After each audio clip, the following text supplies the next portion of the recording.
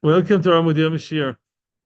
We are in Shabbos, Pedalad Amud Beis, but right now we're still in Pedalad Amud Aleph in the very, very bottom of the page. We're following the Dirshu cycle. So in the middle of Tumah V'Tar, Azav, really, really tough stuff, but we're going to get through it in Mirz Hashem and get it right. Meisiv Abilo. Before we continue, we have to give the summary. It's actually very, very easy this time. The summary, all you have to remember from yesterday in order to continue is one thing. Basically, we said yesterday in Pedal the Medalef before that a keli cheres, an item kli, yeah, made out of cheres. So if this is something that was touched by a zav on the outside, right? A keli cheres, you should know first of all, as we said, keli cheres only receives tuma, is susceptible to tuma if something fell inside of it.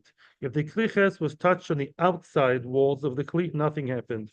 It could be in the room of the mace. If it's all closed all over, it's not mikabel tuma. Sheretz touched it, nevela, even zav, Now, one could claim, wait a second, understand, touching outside is nothing.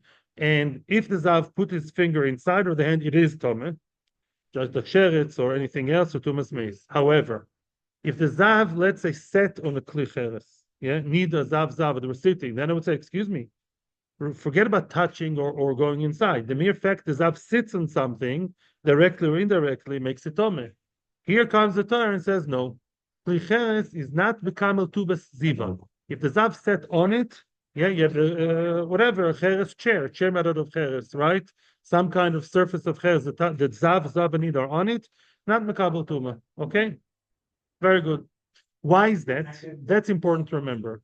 There were two psukim of similar ideas, similar concepts, and they said that zav and the kli are one and the same. Meaning, just like if the zav wants to become tahor, he can obviously. He goes to the mikveh to the river. So too, only a type of kli that can become tahor is susceptible to tumas ziva. But a kli cheres cannot go to mikveh. You can, won't help. A kli cheres, which is tameh, you take it to the mikveh, you're wasting your time. You're doing bittul Torah. Because a kli cheres does not become tahor ever unless you broke it. Shattered, even broke partially. And therefore, since a kli cheres is different to the zav, kli cheres, as opposed to the zav that sits on it, is never mitaher. Therefore, it does not accept the tumas ziva. Finished. It's quite simple. Now we're going to challenge that. Mesiv Abilo, the very last line of Pedalot Mudalef. Mesiv Rav Iloi. Mapatz bemes minayin, which means mapatz, as we've seen before, is a rug. We're talking about a rug that's made out of konim. It's a rug made out of reed, like the Japanese have tatami. You have a rug made out of reeds. Now, reed is clay eitz. It's considered as wood halachically. Yeah.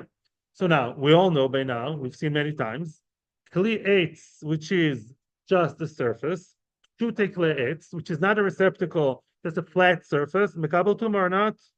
Not obviously. I'm in Doraisa now. Not mekabel tuma. Kli eitz is compared to sak. Sak is kli kibul. Kli eitz, which is just a surface. It could be a wooden tray, a table, wooden tray, wooden knife, then not mekabel tuma unless it's a receptacle. Very nice. And all of a sudden, the Gemara is changing the tune and saying, mapatz is mekabel tuma, even tumas mace or other tumas. Why? Because mapatz, a rug, is something, last time I checked, what do you do on a rug? You don't eat it, you don't dance with it. What do you do with it? You step on it. If it's nice and comfy, you lie down on it. It's meant to be sat on or stood on or lie down on. In other words, it's a zav kind of kli. We already said that before. Beds or saddles or chairs, they have a different kind of status because they're meant to be sat on, and therefore they receive tumas ziva. Since the zav, it's considered something which is roy lamishkav or moishav, usage of to sit on. A zav or nida could sit on it, and nobody will tell them no, and nobody will tell them get off the rug, unless you have a lot of mud on your feet. Yeah, it's not. It's meant for that. Therefore, now we're going to prove that it's not going to be so easy, but because it's mekabel tuma for zav, Therefore, the mace is taking a piggyback, and also tumas mace and other tumas also apply to it. Wow, ooh, that's a big exception to the rule. We're all amazed. Basically, we have a pshutik leets which are mekabel tuma, and you can't do the back door because it's mekabel tuma by zav.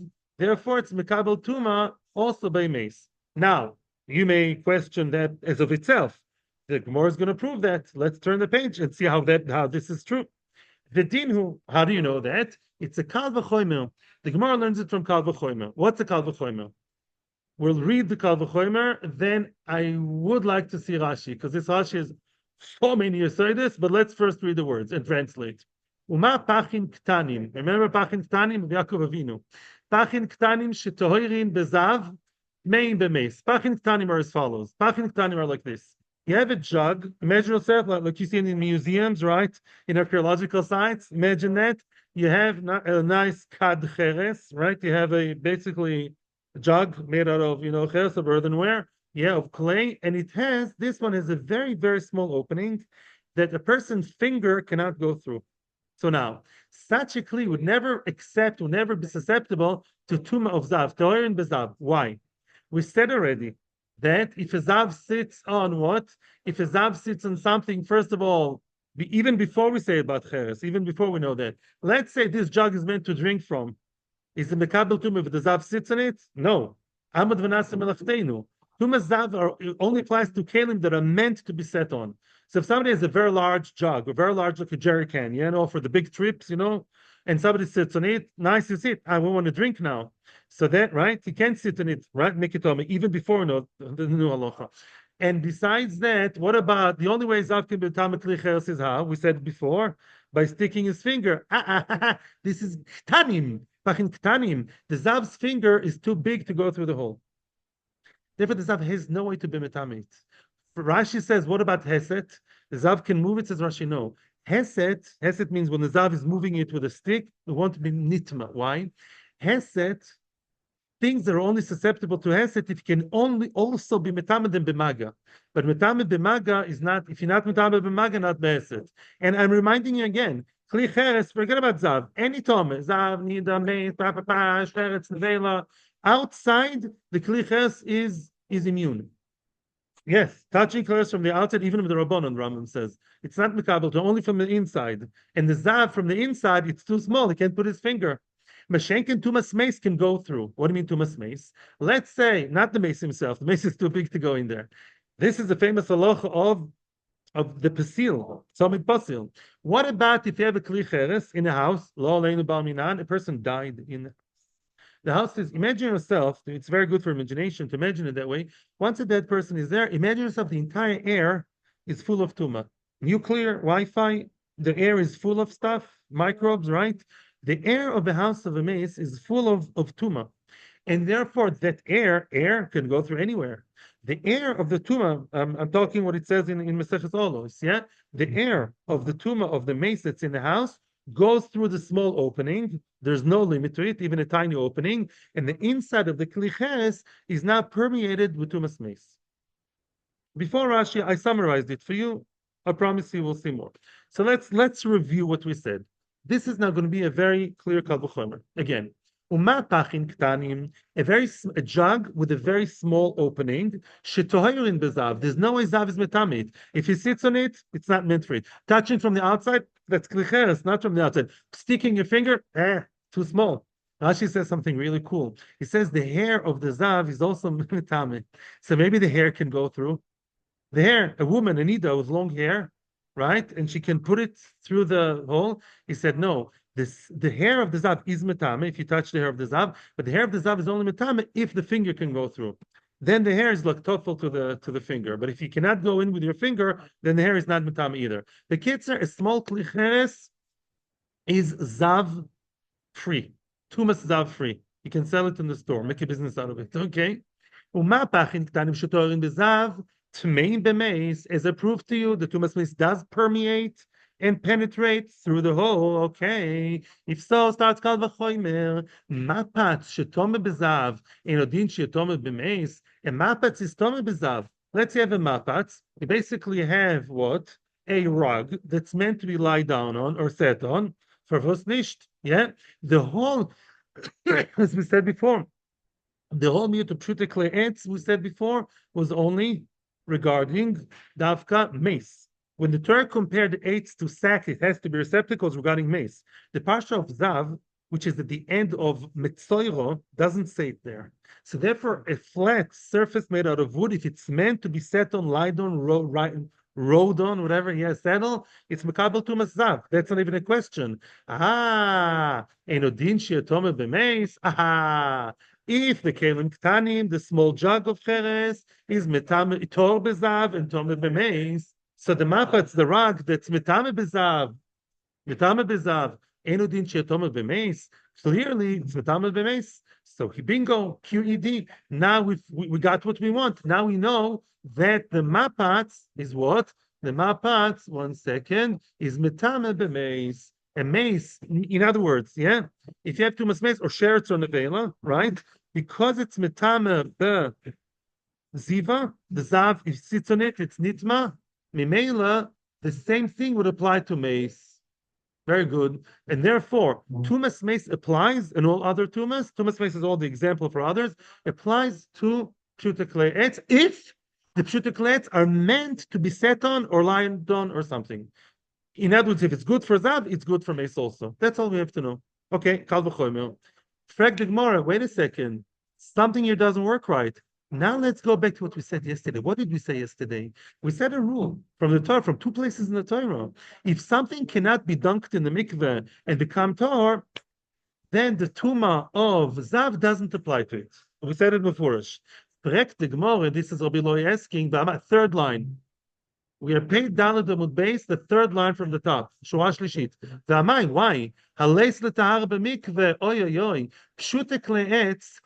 Since they're not mentioned in the Torah that they're tameh, you're only learning this like that. It doesn't say that they have tahara in the mikveh. It doesn't say in the Torah that the pshutek le'etz can be tahara in the mikveh. You know what happens to pshutek le'etz? They have no tahara in the mikveh. So if they have no tahara b'mikveh, how are you telling me now that they're metame b'zav? Not true. They can't be nitme b'zav because if they don't have tahar b'mikveh, as Rashi proves in the Torah, it doesn't bring any source of tahar mikveh for pshutek le'etz. Meaning, just like klei cheres, you're telling me because it can't be in the mikveh, they can't be nitme b'zav. Same thing by the etz. If it can go to the mikveh, because the Torah never said it becomes tameh, so it can become tor. Right? So we never saw that the kli 8 pshuteklets can go to mikveh become tor. Therefore, the formula of what's the formula? If it can't be nitra in the mikveh, equals cannot be toma b'zav. You see, otherwise, you see, pshuteklets it cannot be dunked in the mikveh, and yet we're saying with certainty that they can be nitma with a zav. Not only zav, even b'meis. What's going on here? That's a question. Elamai, you must be wrong. The question is really the other way around. The Bryce is right, and the Amoroim are wrong. In other words, the Bryce is telling me that although it is not tolerable, it's not curable, can't become pure, it still needs mevazav. So your kli cheres, yeah, although it cannot be in the mikveh, can still be yes to mevazav. Question. Answers the Gemara. I'm not reading Rashi now. We will read it Bezos Hashem maybe before the next piece. I want to get the momentum here. Answers the Gemara. Rabbi Chanina answered Rabbi Lo as follows. Shiny Hosom. It's not the same. It's different. Why? By the way, Rashi here says, and before we continue, a very, very, very choshev idea. Rashi says not everything can go to the mikveh. We see cheres, no, right? Pshuteklets, no. Cheres is mefurash yutats. The pshuteklets, it doesn't say it in the Torah. The Torah speaks about tumah in many different places. The end of Shmini, and then at the end of Metzoira, and then at the end at Chukas. Many places. Each tuma is different with the pros and cons, as we said. Not everything. Says Rashi, food cannot be taken to mikveh if it's tameh, because the Torah never says it. You can. It's not just to give in any tameh can go to mikveh.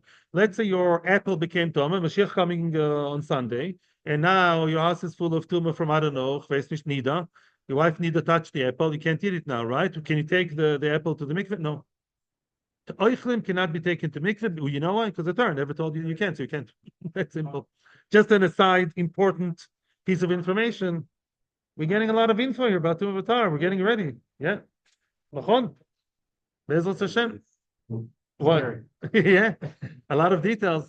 Omar lebichanina I'll tell you one thing. Baruch Hashem, and I'm not joking now, we live in much more, in spiritually, we're doing much, much worse than in the past, but we live in a much more hygienic society. So the amount of times you see dead mice or dead rodents of other it's not so common in modern homes. Sometimes you get the dead mice. But the mice, when do we come in touch with Nevela? Mice sometimes, not so common. If you see a dead mouse, better, so you get somebody else, so you get an Arab to clean it. I'm saying, but it's not so common. Nida, yes. Nida's different. Nida would live in a different house. A wife, Nida, if you keep everything well, you don't want her to touch all the towers. She lives in a different house. It used to be like that. Yeah, yeah. With Ethiopians also. She lives in a different house as long as she's Nida, because otherwise everything she touches becomes tameh. She can't cook for you. Everything she touches tameh. You have her, you keep her. Yeah. Weiter. Yeah, that's reality. Coming soon. Weiter. Omer Rabbi Chanina. Yeah. Omer Rabbi Chanina answers Rabbi Chanina fourth line. Shiny Hossam. Rabbi Chanina says a very interesting svara. Rabbi Chanina says pshute kle'etz and kli cheres are not the same. Why? Beminoi. What's beminoi? Kli cheres never, ever, ever, ever, ever, ever, ever, ever goes to mikveh. I don't care about the shape, form, made in China, blue or black. Kli cheres, flat, shmet, nothing. So kli cheres, no type of kli cheres ever can become pure in the mikveh. Kli etz, depends. A kli etz, some kli etz, of course, can be torn in mikveh. Which ones? The receptacles. Kli etz, which is there to hold something inside. That's a small one. Regular small one. It's not too big, right? So you can schlep it as a person. And also, it's not flat. It's a regular wooden box, wooden salad bowl, right? A lot of salad bowls are wood. Yeah, a regular salad bowl of wood. Of course, you can dunk it in the mikveh. Yes. So since you have kli etz, which can be taken to mikveh. Therefore, the pshute kli etz, its cousin, although it cannot be taken to mikveh, is mekabel tumor from the zav. Interesting. Because you saw the type, that sort of material sometimes does become tahor, so that gives a good name to the whole family of those kelim, and even the pshute kli etz that cannot be pured in mikveh, they do, yes, become tameh from the zav. We're going to challenge this, but this is the logic of Rav Chanina. B'shekin cheres, no. Cheres doesn't have any protector, doesn't have any good family. All types of clay cheres can never go to mikveh, finished. And therefore they're so mufka, they're so removed from Tahara, they never receive the tumah of the Zav. That's Rabbi Chanina. Do you like this svara? What can we say about Rabbi Chanina? Chas v'shalom. You know how Rabbi Elor replied to that? Rachmana litzlan mehaidaita. Rachmana litzlan, to listen to such words. God would save us from such words. Psh. He did not accept the svara that one kli is covering up for the other. It's like saying, my brother is a Talmid Chacham, so I'm going to I'm not a Talmid Chacham, he is, What's the story, right? One is one, the other is the other. Ma kesher. Adrabah. He told him, Adrabah, Rahman Itzlan midayta didach. So now he replied back and he said, no, Rahman Itzlan, from your opinion, I'm right. Interesting discussion. Now the Gemara is asking, V'tay memai. The Gemara really sides a little bit more against Rav Chanina, for Rabbi Lo. In other words, why is it really true? Why is it that because you have a type of kli eitz that can go to mikveh, the receptacle, right? Therefore, the flat one is mekabel tuma. How does one work for the other, right? If one brother is Talmid Chacham, the other Moritz, it doesn't help, doesn't work, right? Answers the Gemara like this. Now we're going to give a very logical, easy answer. Terei kroi ksivi. Really, when it comes to decide the Tuma of Zav and what kind of Kelim Tuma Zav applies to, there are two psukim. Listen carefully, spot the differences. Ksiv, it says, V'isha shariga b'mishkavoi, a man who touches the mishkavoi of the Zav. What's mishkavoi when you do Vav at the end of the word in Hebrew? His mishkav. That pasuk compared and juxtaposed and made a shidduch between the Zav and his bed and his item. The ksiv on the other end, there's another pasuk. They call him mishkav sherishkav alav hazav yitma. Oh, hamishkav. Hamishkav means mishkav, not mishkavoi. Any bed that the Zav lies on, not his bed, a bed. The first pasuk says the Zav lies on his bed. The second one is touching the bed, a bed. HaKetzad. In other words, you get the story? What was the whole reason why we said that the kli has to be like the zav? Just the zav can go to mikveh, so to the kli has to go to mikveh. That's only if you compare them. But if you have a pasuk that says that they're not so comparable, then it's different. Let's read on and see haketzad. How does that play out? Yesh b'minoi afel gav deles letahara b'mikveh. Very good. If you have a type of kli which as of itself cannot go to mikveh, i.e., the flat wooden surface, you cannot take it to mikveh. But yesh beminoi, the Torah is telling you that sometimes we don't have to be so to make sure that the zav and the kli are exactly the same. Mishkav. And therefore, although that kli is made out of wood, it cannot go to mikveh. Because there's another kli, the salad bowl, that can go to mikveh, become tor, then it becomes tomeh. It doesn't be exactly like the zav. Doesn't have to be.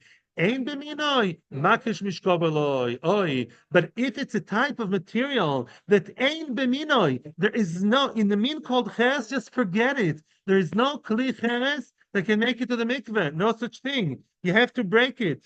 Such a kli. Here the Torah is particular. Minoi. It has to be like mishkovoi. It has to be like the zav. Just like the zav can dunk himself in the mikveh, in the river, whatever. So too, the kli has to be in the mikveh, or at least the cousin of the kli. But kli cheres, he has no good family around. Yeah, that's it. No kli cheres can go to mikveh and become pure. And therefore, kli cheres are never nitma by zav. Mashenkin kli eitz is nitma by zav. Not only that, once zav, one second. Well, I'll hear you soon. Once zav, if he sits on the wooden chair, he lies down on the wooden bed, very common, or the wooden mechzeles. They become tomeh through the zav, and they can become tomeh also through a mace or others. Wow. So which pshute clay etz are not nitma? A knife, a tray, a table. If the zav wants to sit on a table or lie on a table, get out of here. We want to use this for him. We want to set the table. And such kelim are not meant for zav. They never become tomeh tumas zav. And if the pshute clay etz and not nitma tumas mace, so they're just tor finished. And the same is for cheres and the others. They all follow mace. Mace is the gang leader of all the other tumas. There are differences between mace and others. There are, but not lenient that. Yes, Akiva. What did you want to ask? Excuse me, louder a little bit. What? Xeris of Kosov, I said yesterday a little bit of a svon, which I read somewhere. I don't remember where. It says in the Torah, kliches yutatz, ufurish. And also we see the kliches also in nature, in reality, if you have a real kliches, not China, cheres mamish clay, yeah, then it absorbs, and whatever it absorbs cannot get out. It absorbs to no remedy, right? That's reality, because Rav created it's like sand, it absorbs. That's why you can't make it kosher. Like, yeah, the Gemara talks about yain nesech that they used to use in a kelim of cheres. Again, they can't do anything about it. So I'm saying it's a very good question. I'm just saying we see tuma and also giula kelim are the same line. I'm not saying that's the reason, just a bit of a time that we have.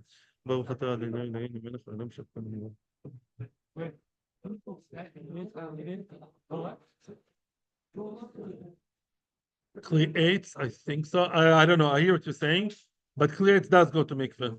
But I hear your comment. But I do remember that I read the comparison in cheres. But kli eitz, I hear. I don't know. Kli eitz maybe can peel actually. Kli eitz can peel. I think.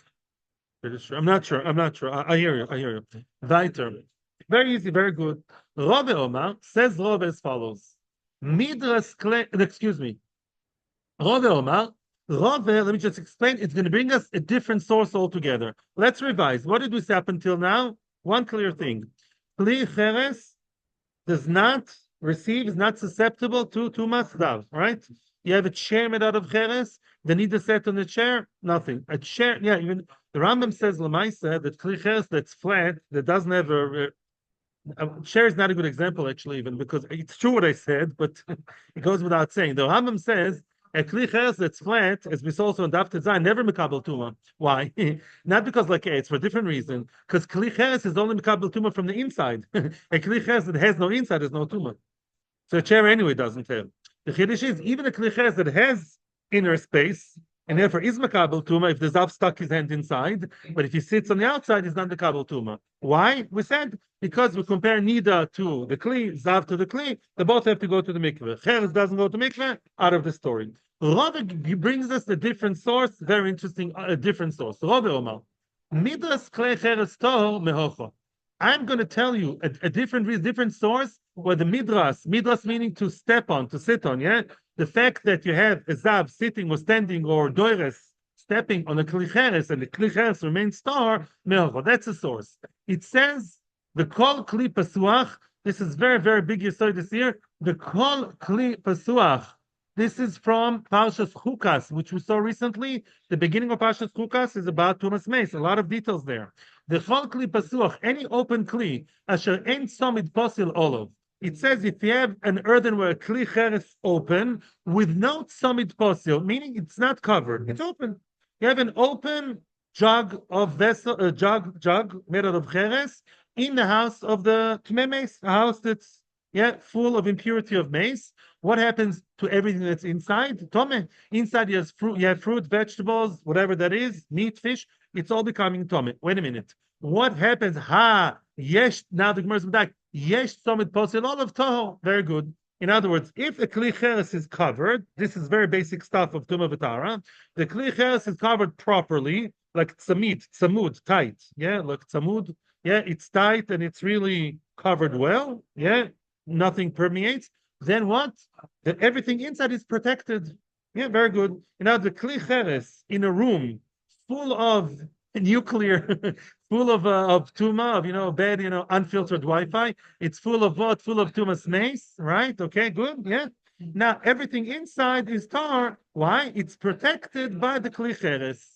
The rule of thumb is as follows: you can only protect others if you can protect yourself. Who is the shomer bitachon? The guy knows how to use the gun. You can protect the children. Now, the kli cheres, you're telling me kli cheres is not susceptible to tuma. Now, that's true, because we said kli cheres from the outside is not nitma. So although the air is full of tumas mace, and it's touching the kli cheres all over from all sides, kli cheres is not made from the outside. It's only going from the opening, the top. If the opening is closed, it's all sealed hermetically, and nothing inside becomes tameh. Beautiful. Wait a second. Says Rove, wait, think about it. Continues the Gemara.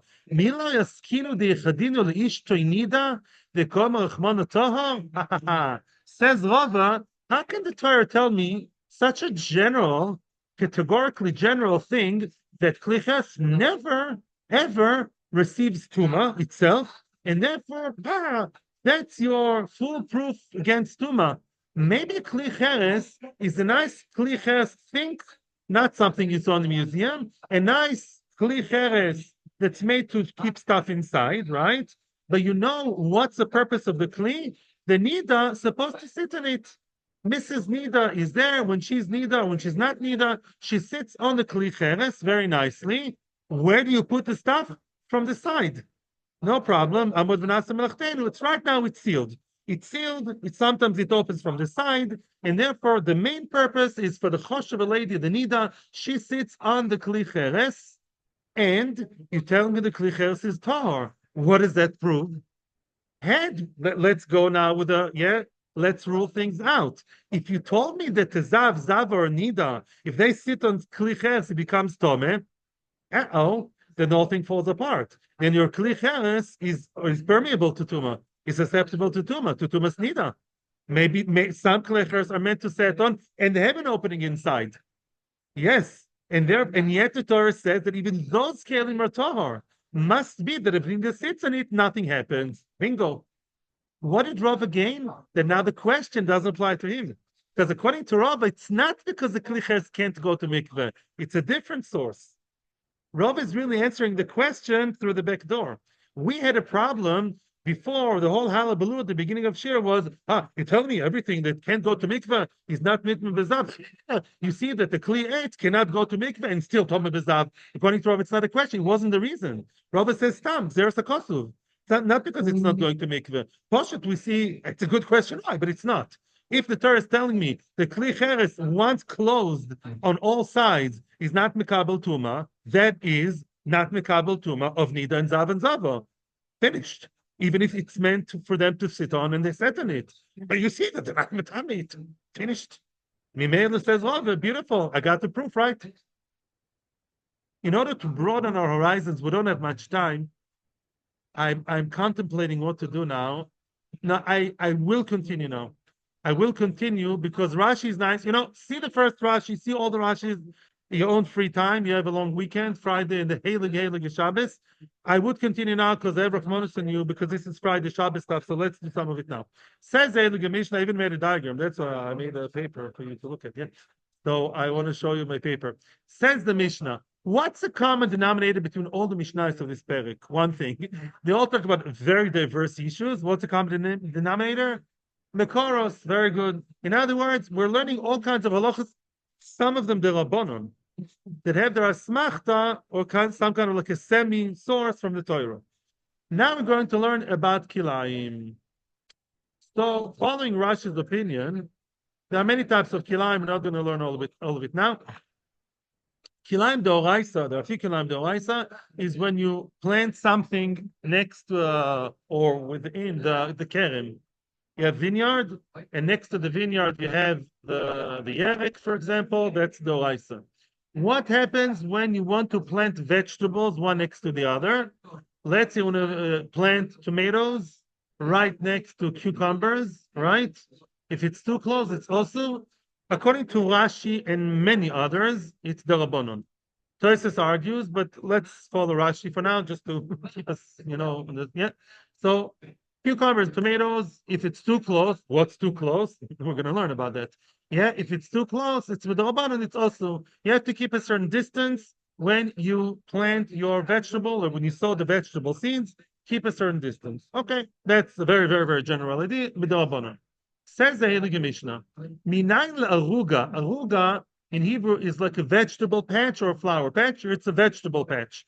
Minayin aruga shisha al shisha tfachim. Let's say you have a vegetable patch which the size of is 6 by 6 tfachim. Okay. The maximum amount of vegetables you can have inside are 5, and they have to be positioned in a specific way. Daled al daled ruchoy sa'aruga, the achas be'emtza. 4 different types on the 4 corners of the aruga, and only one small one in the middle. How do you know that is true? And before we continue, okay, I don't know how much people can see online. Yeah, this is a story. You can see it in Rashi too. I just did it in English. You have one type over here. You can have a lot of cucumbers over here, a lot of tomatoes over here, a lot of peppers, a lot of the other ones, and one in the middle that's for onion. This is 6 by 6. You can have 5 species. The one in the middle has to be 3 tfachim far from each one of the other ones. Why 3 tfachim? Because 3 tfachim is what it takes for the normal vegetable to be yoinek, to absorb and get the nutrition from the ground. In other words, the onion takes 1.5 tfachim radius around it. The cucumber is also 1.5. Together, it's 3. Hey, what about this? They are very close to each other. What is this? The tomatoes and cucumbers can be very close to each other. As long as they're not touching each other, there's a little bit of a dead space over here. It's good enough. Why is that? I'll tell you why. It says Rashi, this is Medarabonon. Even Midoraisa, if kilayim don't look like they're close to each other, it's good enough. There's a Mishnah in Bava Basra that says, if you have dufonim, Daf Yomi, anybody? The Daf Yomi are up to Bava Basra. If you have the real Doraisa one, you have a vine in your field, there is a wall between you and your friend. You can plant your vine here. I'm talking now not mitzad ben odom l'chaver. That's another shalom. Meikar din, you can put the vine here, and he's going to have his wheat over here. That's a smoke screen. What do you mean? You think under the ground is just a wall? Under the ground, of course, there's a lot of interaction there, right? We don't care. Although they're yoinik from each other, because there's the wall in between, and it's visibly different, separate, that's good enough, even in the oraisa.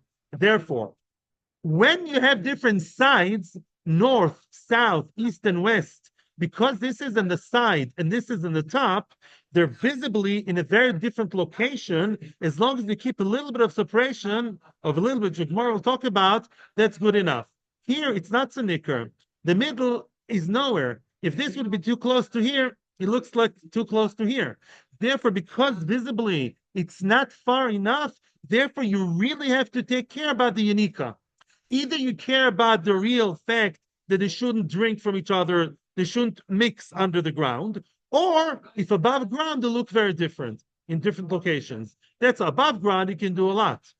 All the way here, as long as a bit of separation. The middle is not clearly in any of the four directions, and therefore here you have to have three in between it and any of the other ones. This is the maximum. Rashi and Tosfos both say if you want more species, you can, but then you'll have to have less quantity. You can have 1, 2, 3, 4, 5, 6, 7, 8, 9. If you only have one, because then you have three difference between each one. But if you want to plant it to its maximum, then you can have all the way here, all here, all here, all here, and one in the middle. You have to have three in between, so they're not yoinek, they don't absorb from each other together. How do you know this is true? What's the source in the Novi? Says the Novi Yeshayahu, a beautiful nevuah about Klal Yisrael, ki ko'oretz toitzit simcha, like a land that yields its produce, the tzemach, u'kigana zuet tzmiach, like the garden that grows the zoim, the seeds. Zar lo nemar ela zru'eha. Doesn't say the seed, it said seeds. How does that pasuk teach us about having 5 different species? My mashma, says the Gemara. How does this pasuk tell me anything about kilaim? Says the Gemara, Omer of Yudah, ki ka'oretz toitzit simcha, toitzit chad. The word to sprout, to bring out, is one. Simcha chad. The plant, one plant. Yeah. Arei trei, that's 2. Zru'eha trei, zru'eha, not zar'a. It's seeds, plural, that's another 2. Another plant is 5. So the Torah is hinting, is alluding that there are 5 types of plants that can be planted together. How do you know it's 6 over 6? Says the Gemara Pei Amud Aleph, the Kimnu l'Rabbanon. Rabbanon know, they know from their knowledge, we'll see later, the Chamisha b'shita lo yankim adodi. Chachamim knew in their knowledge of agriculture and Torah, as we'll see later, that 5, as I just explained, 5 species, in the space of 6 by 6, they don't interfere the unique of each other. So Tosfos points out, why do we need the pasuk? Tosfos says very nicely, if not for the pasuk, if I would just know that you have a separation of 3, I don't know halachically that's good enough. Maybe it's called Yerbuvia, maybe you have to have Daled Ames or 10 Tfachim. The fact that 3 is enough, then we'll learn from the Torah. But without the knowledge of Chazal, I would say 5 over 10 in an area of 10. It's very nice. The Torah says 5, and Chazal says 6. Something really cool of Tosfos, there is a makor, says Tosfos and before. How do you know Aruga is 6 by 6? It says, we're going to learn it later in our back, L'chayav ke arugoi saboisem. Yeah, the luchoi sabris were like an aruga. Luchoi sabris l'chayim is like luchoi sabris. Luchoi sabris were 6 by 6. Born by the Basra design, or so it's Yudalid. Very nice. Luchoi sabris are called an aruga, and they're 6 by 6. So this aruga 6. That's Tosfos. Hatzlacha U'Bracha. Have a great Shabbos. I really, really have to go now. Thank you to everybody here, everybody in Torah anytime. Amazing. So nice to see you back. And Pehei Amud Aleph Amud Beis. We're going to return in Ratzah Hashem for the next issue, which is Matan Torah. That'll be the next two. Yeah, very interesting. Yeah. Shkoyach, and thank you. Thank you. Hatzlacha Rabba.